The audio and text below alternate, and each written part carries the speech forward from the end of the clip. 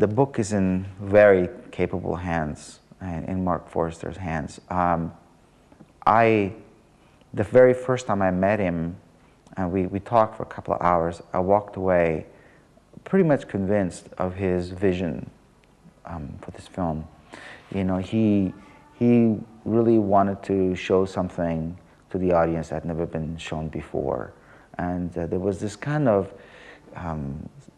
you know, he spoke with such passion and integrity and honesty about the book, and he told me how much he loved the book and how fearful he was of not doing justice to what the book, to the book and to me. He told me that was his greatest fear, that he didn't want to create something that would kind of, in his mind, blemish the novel.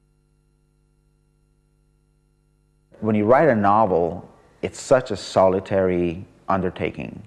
You know, you create these characters and their way of life within kind of the private enclosure of your own mind. It's just you, the computer, and a closed door. And that's how novels are written.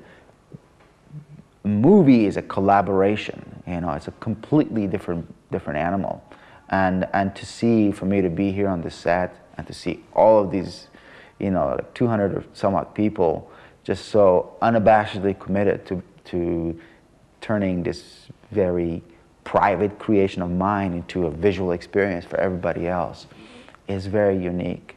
You know, to know that things that, you know, I kind of debated within my own mind about character, you know, about the relationship between the characters and story, that those things have been debated by all these other people, you know, in conference rooms or whatever. It's very unique. It's also very exciting.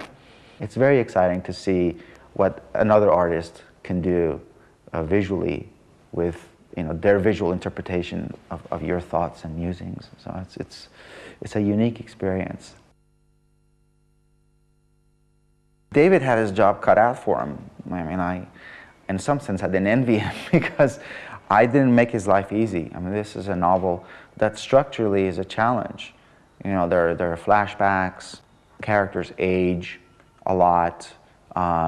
We move from Kabul as a thriving cosmopolitan city to this, you know, basically destroyed landscape that Amir goes back to. So it wasn't, structurally, it was a challenging novel, particularly toward the end of the novel, where David really had to make, I think, some decisions. And if the decisions were tough for him, they were painful for me because it's kind of like watching your child be wheeled off for cardiac surgery or something, you know. It's not easy.